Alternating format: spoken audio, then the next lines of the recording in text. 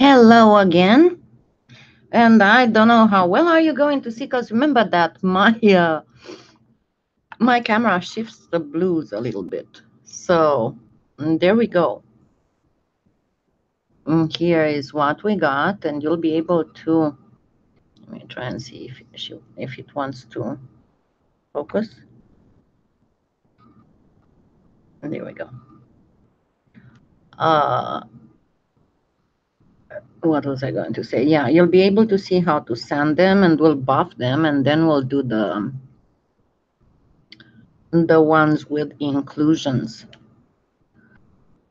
But yeah, there will still be some plaquing because we just put those things together, but we reduced as much as we could out of it. And something I wanted to say, absolutely. So I'm going to start with the 400 because there's not a lot of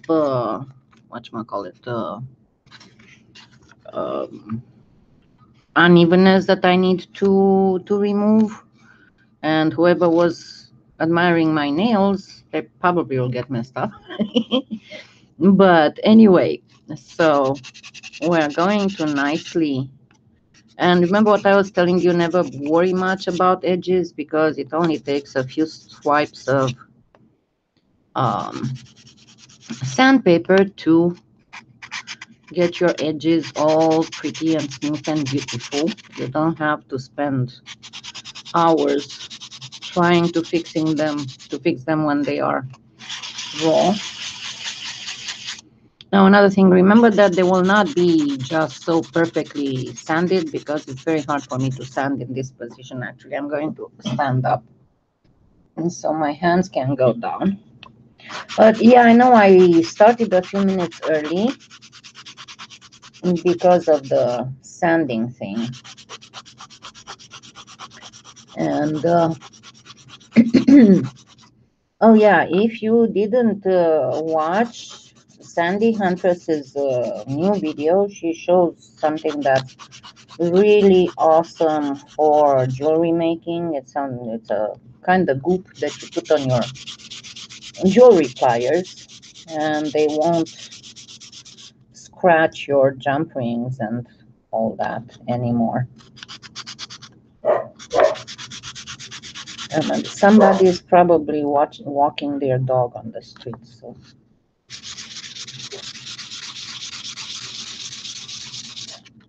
It's not somebody, a stranger, because at the door, because Connor's not growling. Hi, Deborah.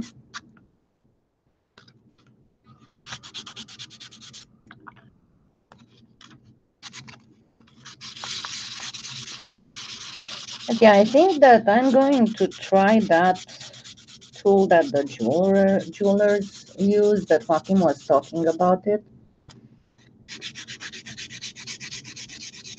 So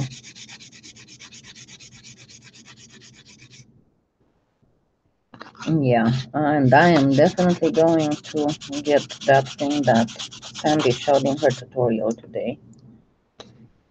And I remember because she just replied to my comment on her video. She has an exceptionally useful channel full of awesome tutorials. Absolutely fabulous.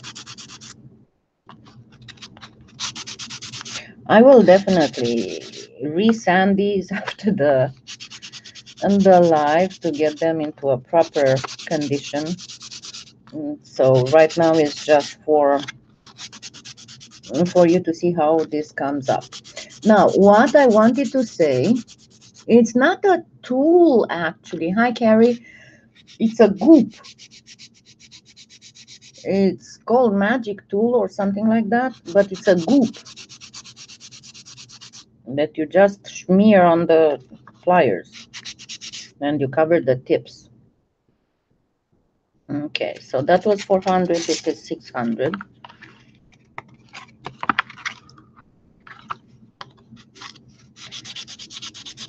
So what I wanted to say, this whole technique, because you've seen me using it in a lot of my faux gemstones. I'm using it in the faux pink quartz. I've used it in the faux aquamarine. I've used it in the faux jade. I've used it in the faux lapis. It is an exceptional technique to imitate any kind of gemstones that have a crystallization of slightly varying hues of the same color, or sometimes even of different colors. What you have to remember that for this one to be precise and as realistic as possible, number one is getting the proper color that you're going to use. Number two is getting the proper grain, if you want, of the crumbs that you are mincing. Sometimes you might have to do one color larger crumbs than another. Sometimes you might have to put in certain gemstones, you might have to put some type of pearly stuff between the crumbs. Now, something that you need to keep in mind, that is perfectly well to do with, hold on, because I have the messages are covering the chat. That is perfectly well to do with Primo, of course, as long as you don't overdo it in terms of powder, because otherwise it will not um, stick together. Bonjour, Ghislaine.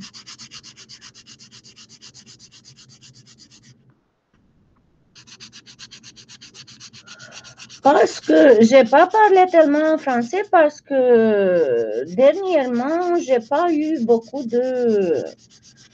euh, d'abonnés parlant le français dans le live. Donc, s'il n'y a pas des abonnés parlant en français, il n'y a pas de raison pour moi pour parler français. Si je vois des abonnés qui parlent français dans le live, absolument, je vais faire les translations en français, les traductions en français. Mais s'il n'y a pas, ou s'il y a seulement une personne, c'est un peu difficile. Je vais m'arrêter de temps en temps et je dois avoir quelqu'un qui me rappelle. Mais absolument, si je vois des personnes qui parlent français dans le chat, je vais traduire en français ce que je fais. I was saying, Ghislaine said that I haven't been speaking French lately, and I said that because I haven't seen a lot of French-speaking people in the chat. So if I don't see French-speaking people in the chat, there's no reason for me to translate in French. But when I see people who speak French, I will do the translations. So you tried it, Deborah?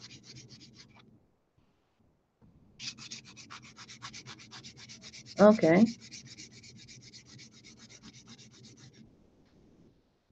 Okay, and it wasn't that good?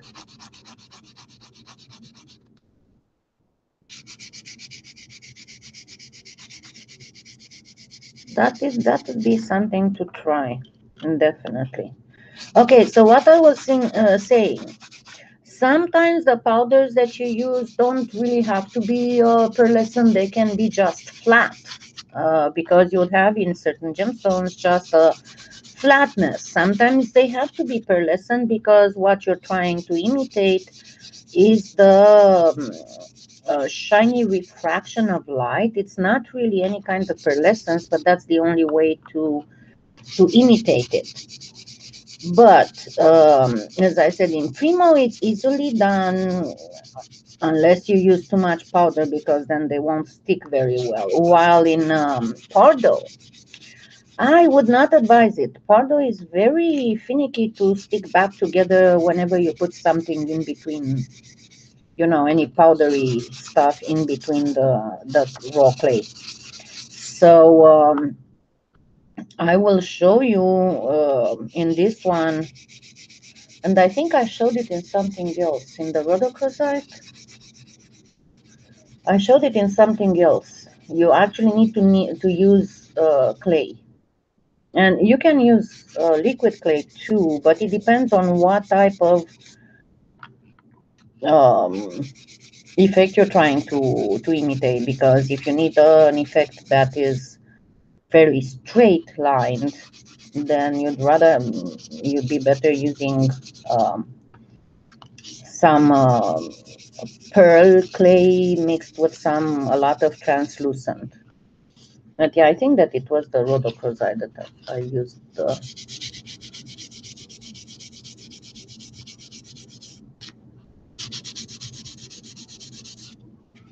Okay, so that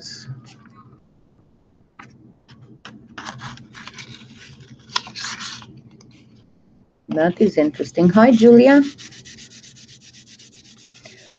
Let me say it real quick for Ghislaine. Donc, ce que j'ai dit, Ghislaine, c'est que cette technique de couper en des petites miettes certaines couleurs est très valide pour beaucoup des pierres précieuses ou semi-précieuses on veut imiter.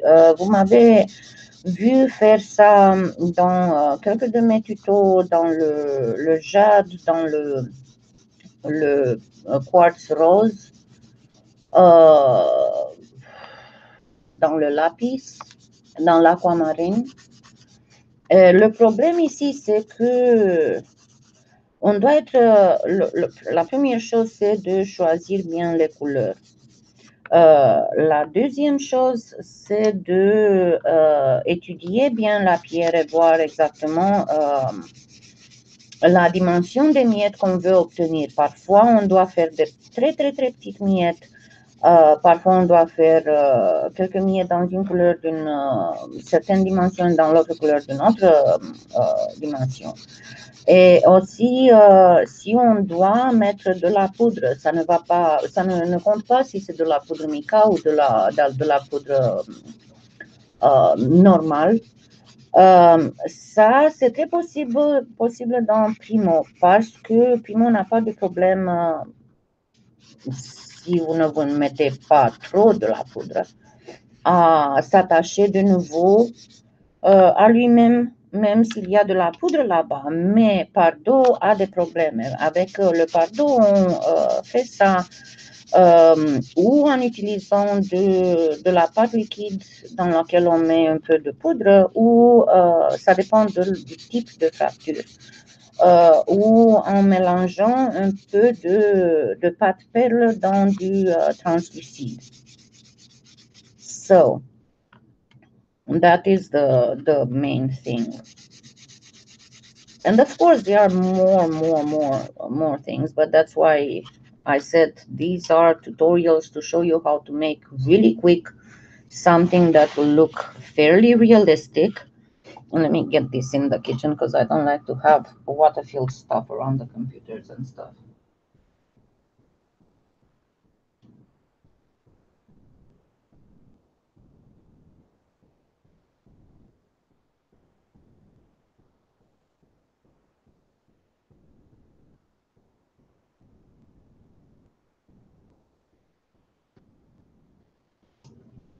And the way, what I was saying, in order to make fairly realistic faux gemstones without needing all kinds of tutorials, but just simply by studying the stone a little bit. Of course, if you want even more realistic results, of course you will need tutorials. Of course, you will need somebody to show you who, hi Chris, who has not necessarily a bit more experience or a bit more, but who has done a lot of experimentation. Because you know very well that in order to obtain a very, very realistic gemstone, you need to study it a lot and you need to do a lot of experiments. Now, let's do a little bit of buffing. And it's going to be noisy, you know that. Let me grab my section.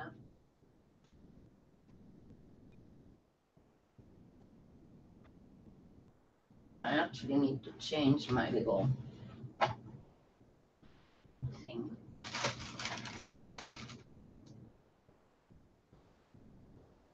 And remember that these little wheels, goodness gracious, I think got all convoluted in here.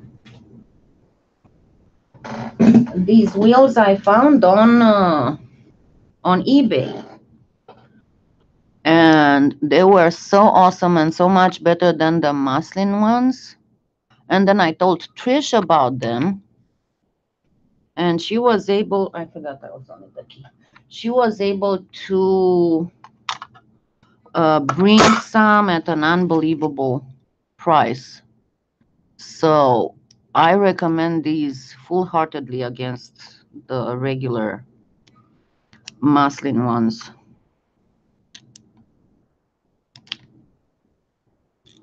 because they work so much better. And if you watched my tutorial on it, uh,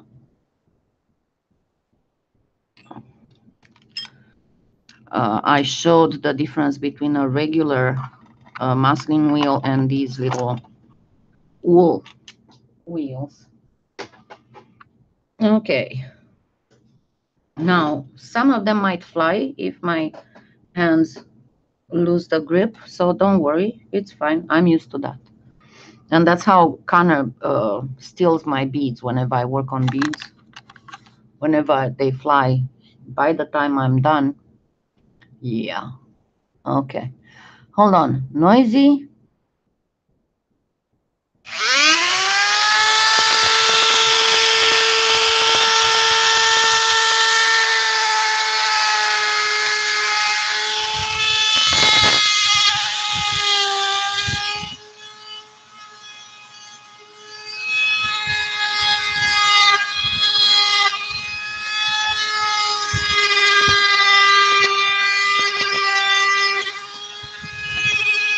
Okay.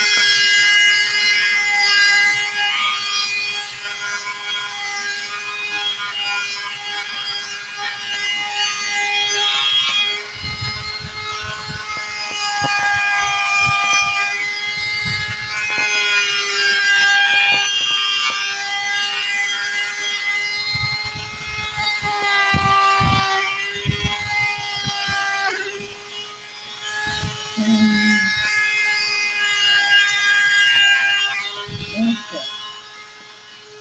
Let me grab the one that fell. I need to find it.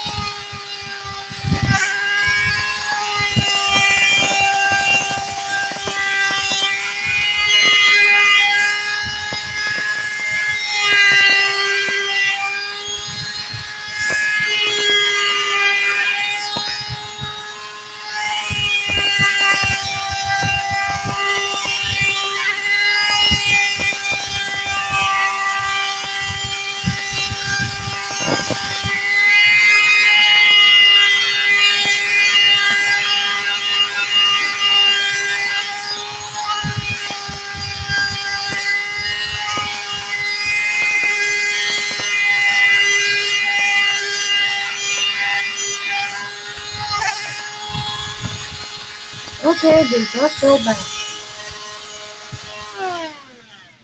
Okay. Now remember, these will not be perfectly buffed uh, and sanded and buffed because of the position my hands are in. But they will be enough for you to be able to see what we got. There you go.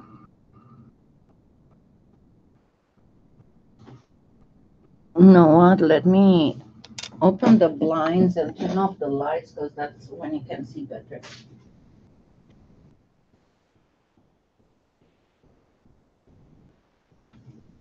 Before taking a close-up look, let's look a little bit at the translucency first.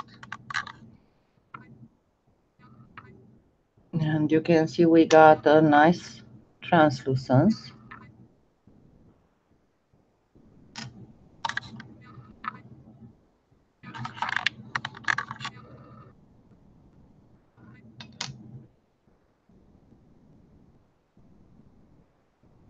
And let's take a look at the stones themselves. I'm going to try and make the camera focus properly.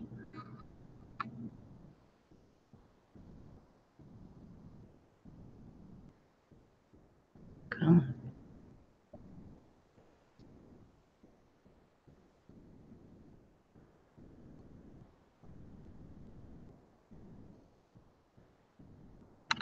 Come on.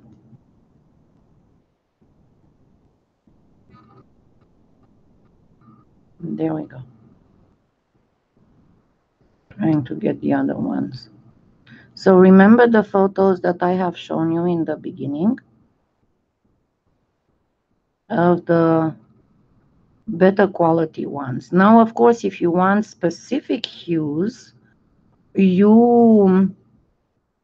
yeah, I'm almost done with the distaches. I should be able to soon bring them up. If you want to make them in special hues, excuse me, do several more of those mixes and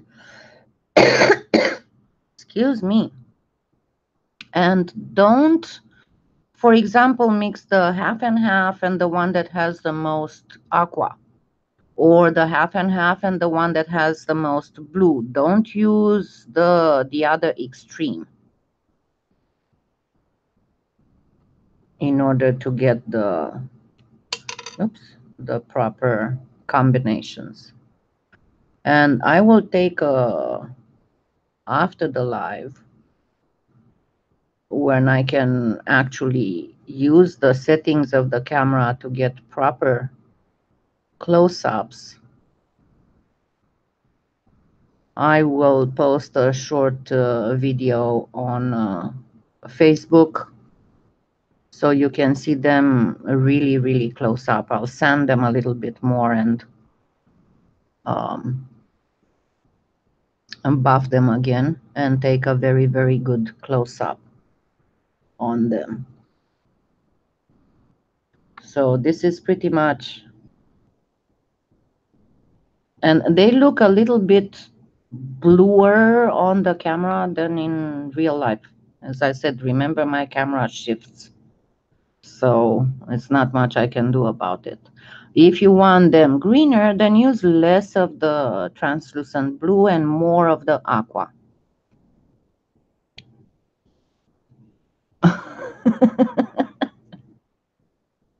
That is fine. I don't have to put the logo on them. Okay, now let's go ahead and work on the inclusions ones. And we are going to do something here. We are going to do some Skinner blends. And in order to do those Skinner blends, as I said, we are going to use the Angelite. But I also got here a little bit of Andean opal. Remember a logo? Yeah. You mean a little signature thingy? Yeah. But only that it's very, very discreet. It's not attracting a lot of attention. It's a little KD here, if you can, if the camera allows us to show it to you. See? This is my little signature thing, a little KD.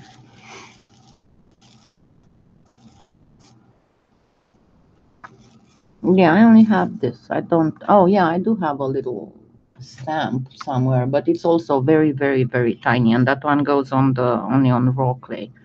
But I don't like to have the huge logo. Yeah, that's the most important thing is my name. It's not the piece, you know, kind of stuff. This is how it looks like, the one on the Spirit of Winter. This is how it looks like. It's tiny. Actually, I think I need to make a lighter one to go on the light colored pieces. I still like these pieces. It's one of my most beloved pieces. Remember it?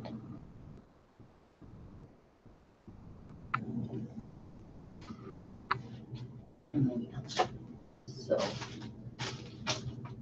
okay. So let's go ahead and do some of these. This is it. This is it. Skinner blends. And another one that you can use for inclusions, that would be as you write inclusions, would be the Aqua Aura. Hold on, let me find it. It's in my...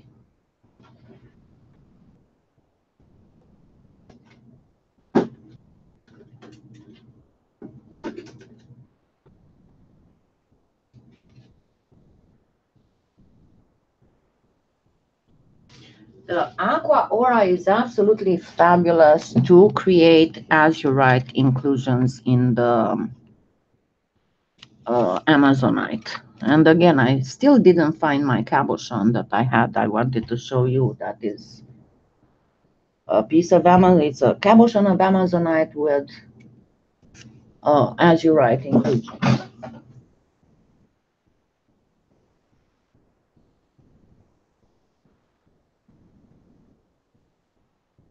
I have no idea what it is.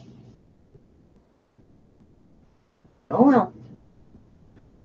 Because I was looking through my jars of gemstones, because I have 3 different sizes. I was hoping to have a piece of tumbled, polished Amazonite, but I couldn't find any, except for that cabochon that I'm talking about.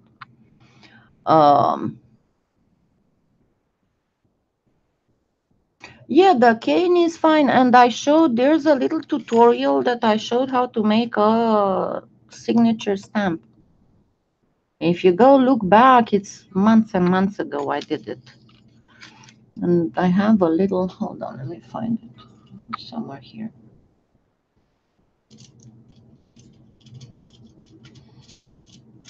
My signature stamp.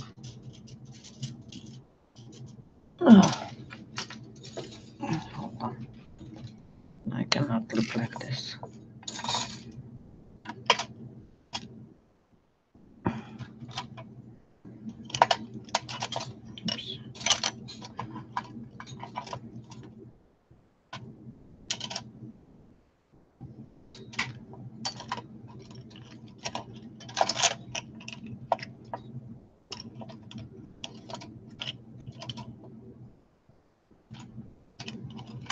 Oops.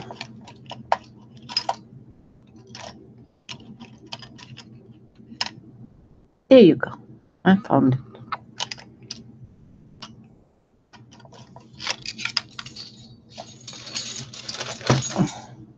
This is my signature stamp. It's also very, very small. Just a KD.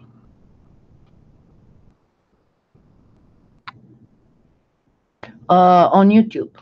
It's on YouTube. But it's like, I don't know, sometime in, I think, October or November it was. But I think that if you just put in search Kalyana design signature, it should come out. Okay, so we are going to use a little bit of this, and we are not going to use a lot of it. I'm going to use just a little bit to mix it with some translucent. That should be enough, I think. We'll see if I need more or not. So the first one, we are going to do it plain, just with the angelite. What? Whisper wants something. I have no idea what he wants, but he wants something. I'm just trying to make sure that the Pardo is well warm on the angelite. And I am going to do a Skinner blend. And I'm going to actually do 2 Skinner blends. And you saw I had a bigger triangle and that I cut in length in 2. And I'm going to use one of the light ones for one of them. Actually, it's still a little bit too much. I'm going to do this.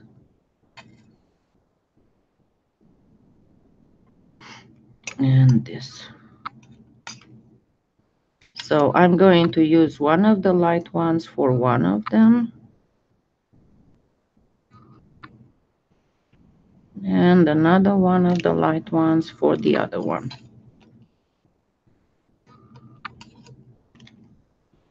But yeah, I was chatting with Teresa Barnes on Skype when I found that Amazonite cabochon. I'm trying to remember what I did, because I showed it to her. I was like, oh wow, I did find one, yay. And what happened after the yay, I have no idea. What? What little stamp?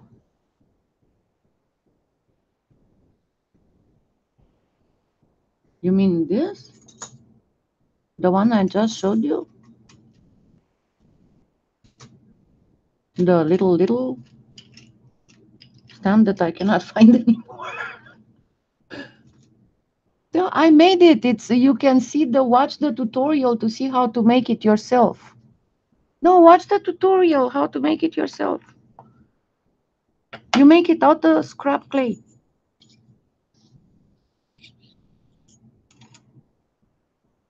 It's all you need to do. You'll just have to make first. I mean, it depends if you want it to stand out or if you want it to be an innie, to be inside. Because it's very easy to make. Very, very easy to make. Yeah. It's in the tutorial that I just told you. You'll find on YouTube. You want me to find it and post the link for you?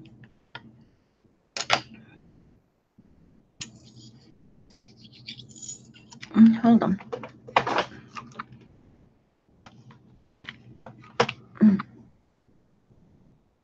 Give me just a minute. That's okay. Give me just a minute.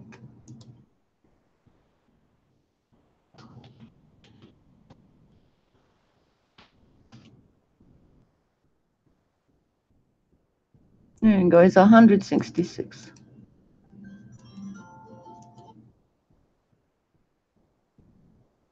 And there you go.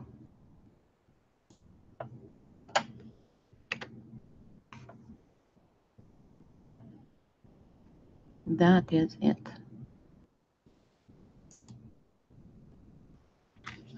And I show how to make it both ways.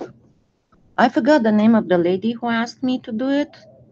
And I actually did it with her initials. But it's something so simple. It's not practical. You just, what you do, you just take a, if you want to make it like mine, that it would stand out, and then when you push it in the clay, it leaves imprint inside. You just do this. Then you just take your, for example, pearl and edge. See, and I'm going to do a little K.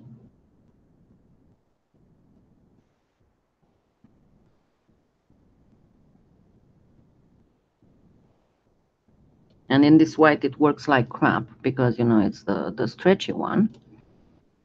And then I can put on the side the D. It's up to you how you want to do it. And then you bake this. And you bake it between two tiles so it would be perfectly flat. Okay. And then after it's nice and baked, you just take another piece of scrap, and you build it in a little shape. This is from the Labradorite. And you build it into a shape that would be stamp-like. You know, first you make a little log.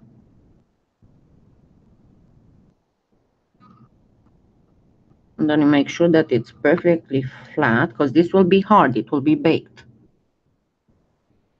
And then you just press it in real hard. And when you remove it, it's your stamp, and you bake it. And that's it.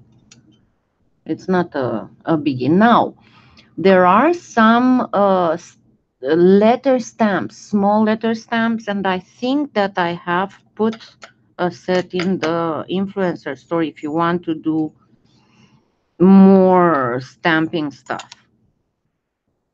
But you don't really need to. I mean, all of this can be done so easily. And if you want something fancy, then simply, you know, print something from the internet, the fonts from an internet. Oh, yeah, it would be awesome. And another thing that would be awesome if you want to do it, get the Oyumaru for the last stamp, for the final stamp. Because Oyumaru, remember, I showed you it gets such absolutely fabulous detail. So you can make it even tinier if you want.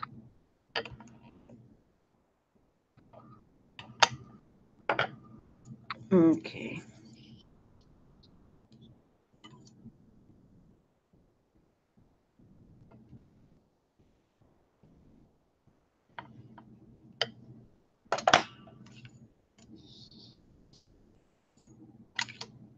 So I'm going to fan this a little bit because I want it much thinner, as in not so wide. And then with my fingers, because it's easier being Pardo and your fingers are warmer, and just flatten it some. And then you can go with the roller and do the same with this other one.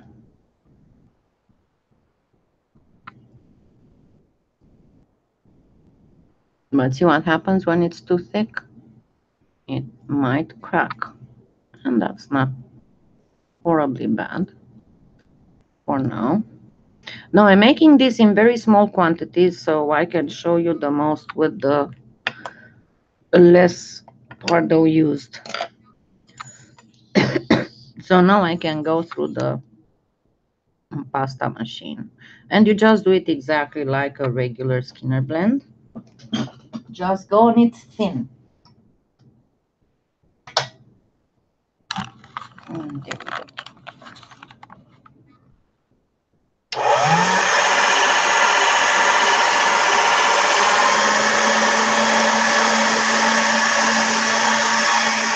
It's a bit too thin. I'm gonna go on a 5.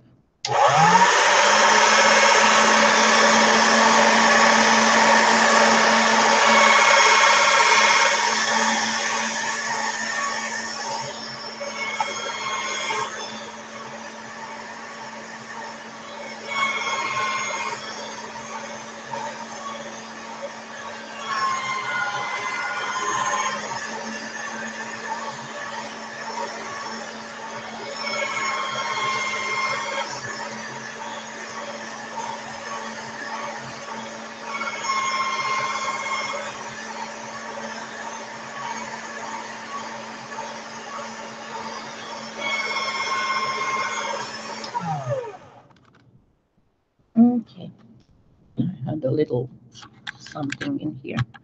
Now, watch this very carefully because it's very important. I'm going to take a little bit of the one that I used for the Skinner blend. Then I'm going to take a little bit of the other one that I used for the Skinner blend. And then I'm going to take, let's use the greenish one, some of this. So this is the darker greenish one. And I'm going to put this through the pasta machine on the same, let me see, is it better? You see better the colors? I think so. Through the same thickness that I used for the Skinner blends.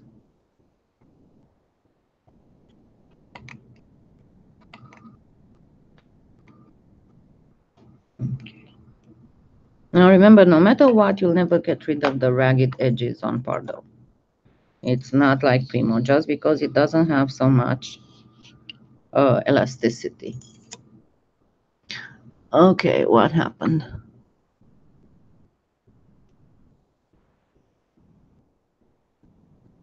Yeah, pretty much. For me, it's like 5 or 6.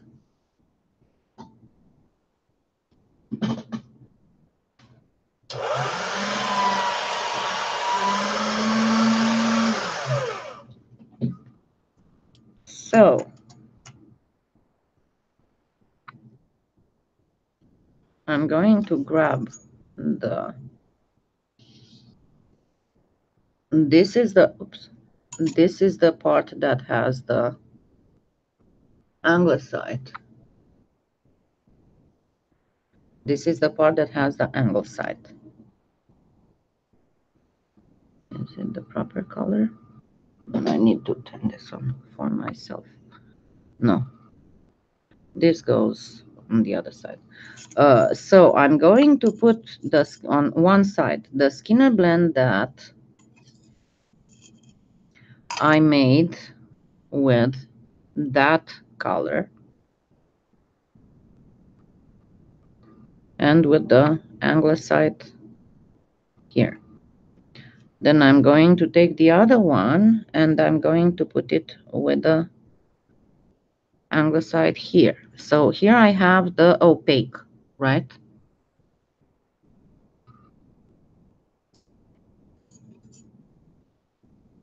All right. Now I'm going to gently put them together.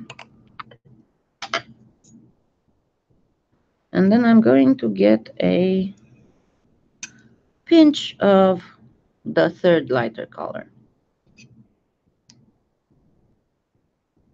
And I'm going to cut some pieces out of it.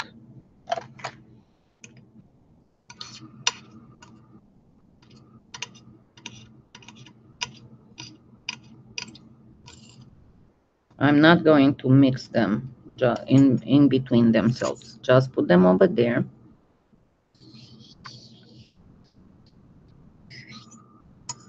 And what I'm going to do now is to simply do some stacking.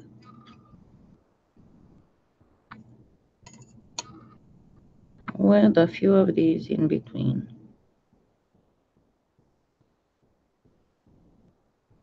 Just be very sure when you are stacking to follow this line, okay?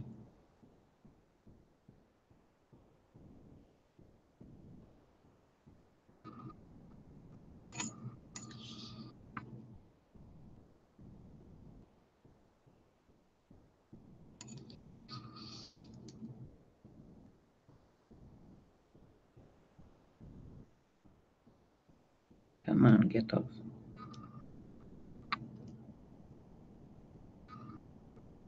Got all stuck on the blade.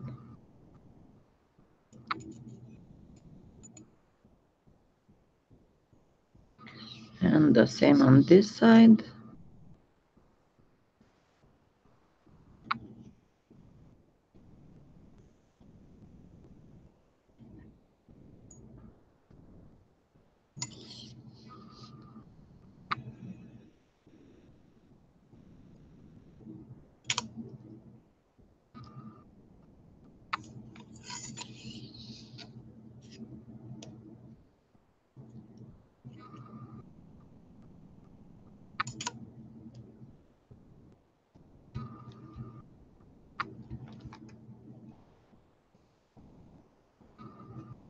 And just flatten it real good.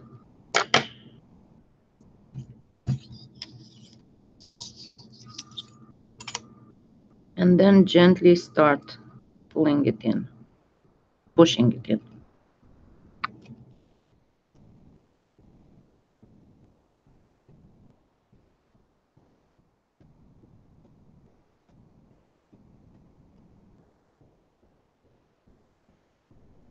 Now I made it in a much larger, wider scale than I normally would do it, and it will involve a lot more work to get it to the narrowness that it needs to get to.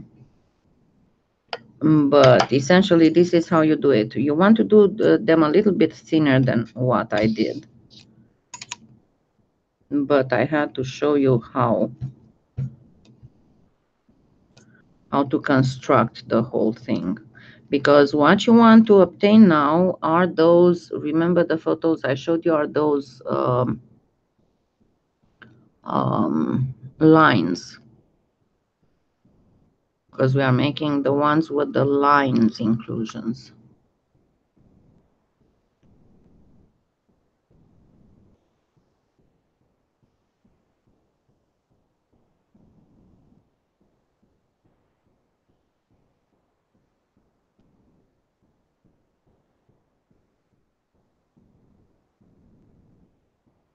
Yeah.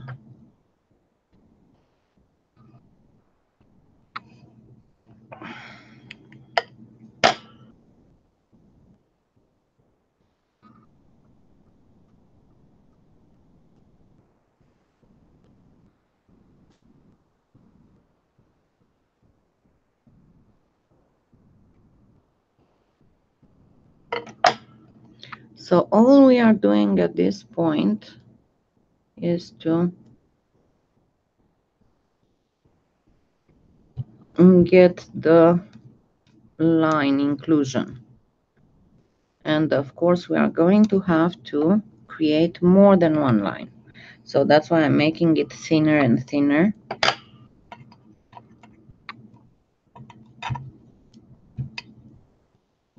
Yeah, here you can use the square pairs. Definitely you can use them.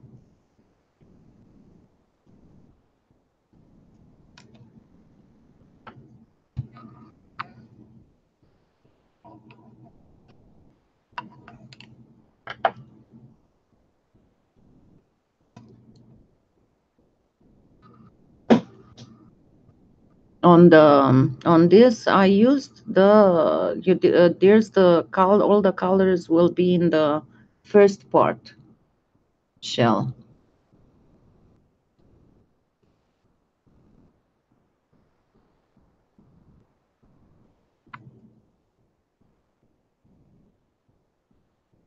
Okay, now that we got a fairly long, and you can still see the line, now we want to create those lines parallel to each other. So we are going to start to stacking this way. So what we want to do is to repeat that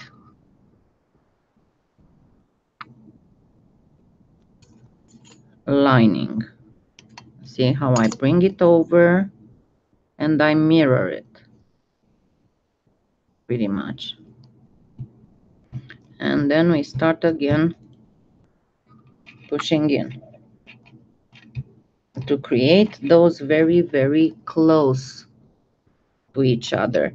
So essentially, shell, it's aqua, the translucent aqua, translucent blue, and regular translucent. These were the first stones. And now we are doing the ones with inclusions, and I'm using angelite / anglesite in Skinner blend with the other ones that I already made.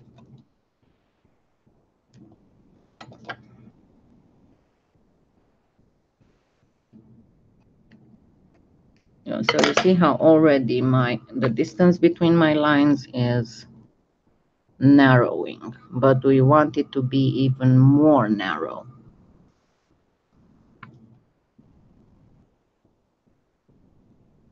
Oh, it's pretty much like reducing a cane, because that's what we are doing practically right now.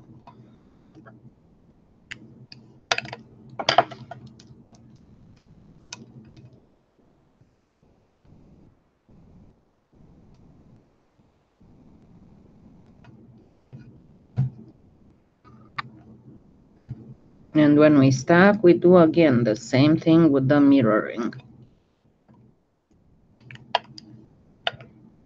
So half, mirror it, half, mirror it. Even if you have this thing here, it's fine. And mirror it. And this will be our last pull in, push in, and we'll be ready to start cabochoning.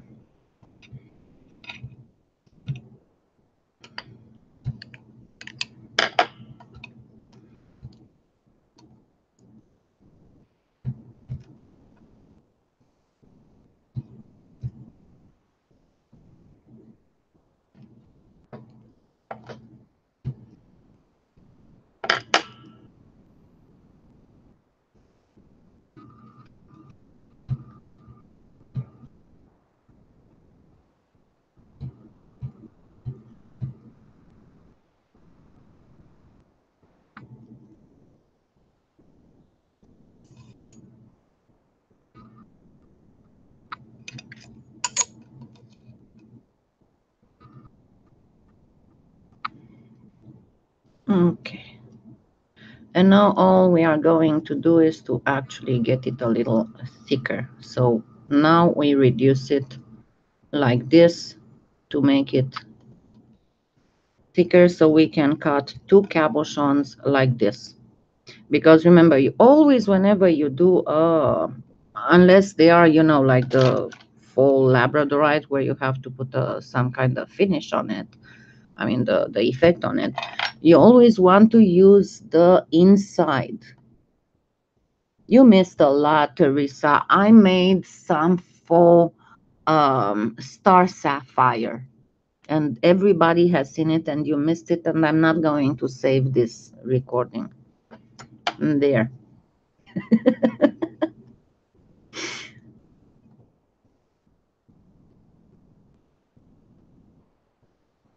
Yeah, and it will look, you'll see the difference when, because remember that we have the angelite, and the angelite will not change color while the translucenty parts will get like this. Now you see the difference between the raw and the baked. It's huge. That's why I said with Pardo you have to be very careful when you're not sure about a color. Better cut a little sliver of it and bake it to make sure that you got the proper color. Now, don't get me wrong, I generally have a fair idea when I make my mixes with Pardo because I worked with it for so long.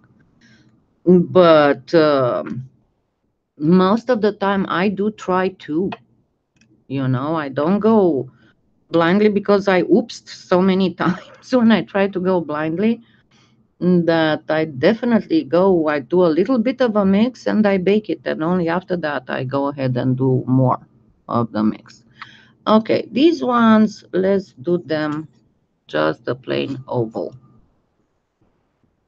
So we are going to cut, and then we are going to use the inside for the ovalish thing. And see, that's your danger here. The Pardo actually, if the Pardo actually did not, see, like here, it did not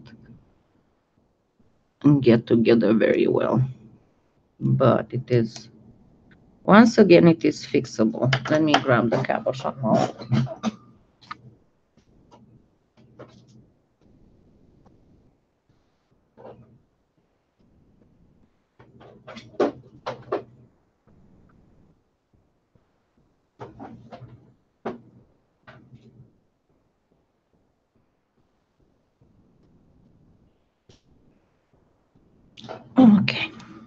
because, as I said, oval is a very common cut of the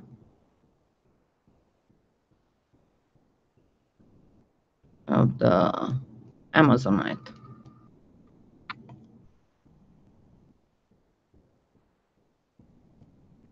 And again, the same as for the other cabochons, use your finger because it's warmer, even if my fingers are usually cold.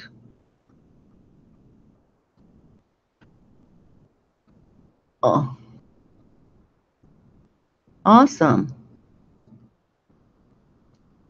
Okay, good luck. Good luck and lots of sales.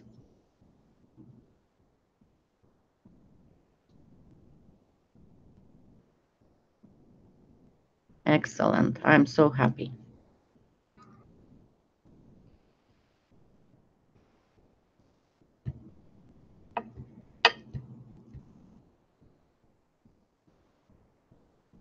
Let's see if we got any cracks.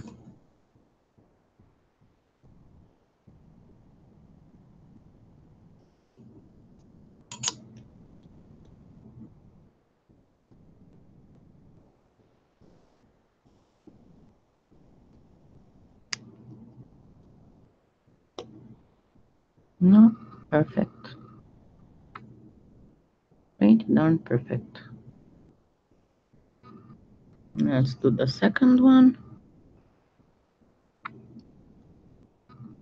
Let's see how it almost looks just like a solid color because of such slight differences in the color, and this is why I told you it's very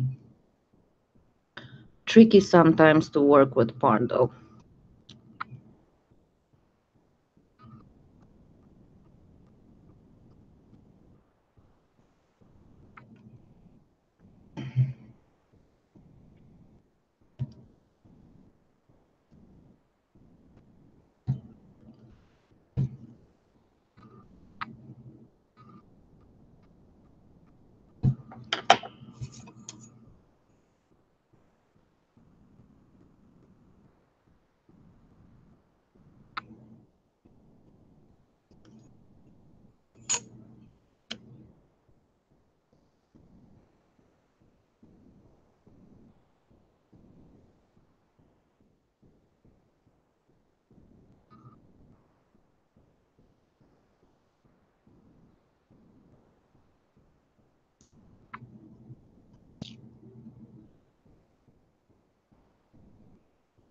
This one has a little bit of a thing here, but I'm not going to mess up with it now.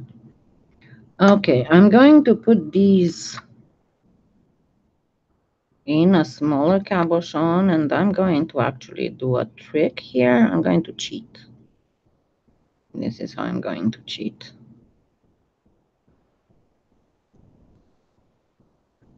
I'm going to turn this inside, the edges inside, and I'm going to use the teardrop to make another cabochon out of the leftovers.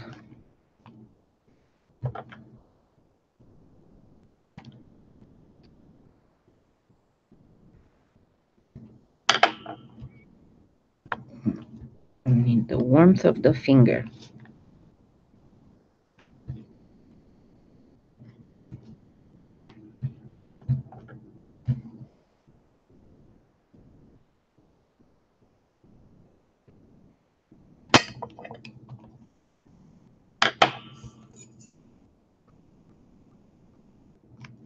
Now on these ones, we are not going to do a third live. I'm going to just do the sanding and buffing off camera, and we'll post a short video to show you the results. Okay. All right. Now let's do the other one with a little bit of a more colorful inclusions. And on this one, we need to be very careful. Okay. No, actually, I have to do one more. I will do it in a minute with the azurite. With the azurite, practically what you can do is, you saw, remember how I put those little chops? You can actually either when you make these or when you start putting together the one with the inclusions, you can include small chops of the aqua aura. So let's do the, because I'm starting to get tired, honestly. You know what? Let's leave the other inclusion one for a next live because I'm really starting to get tired and in pain. I hope you don't mind. I'm not sure if we're gonna do it Monday or Tuesday, but we will do the third inclusion one, and then I'll do the azurite because I don't want to start hurrying because I'm in pain and making a bad, getting a bad result. I'll just nicely put these in a cling wrap and they'll be fine till the next time. Okay? Because it is better that way. And after I rest a little bit, I'll get these in the meantime baked. And after I rest a little bit, I will sand and buff the whole thing. Okay, I hope you don't mind. I've been on for quite a bit, almost, I don't know, 2 hours, something like that. Okay, so I guess I will see you Monday or Tuesday. I'll post as I did today. And I'll see you tomorrow, as usual, at 12:30 Central Daylight Time. Thank you so much. Gros bisous, Dominique. Oh, merci. Pourquoi est-ce que tu n'as rien dit là-bas, que tu étais là-bas? Parce que si je vois personne parler français dans le chat, je ne dis rien en français. Okay. Thank you so much, and I will see you all tomorrow. Have a great Saturday. Okay. Goodbye.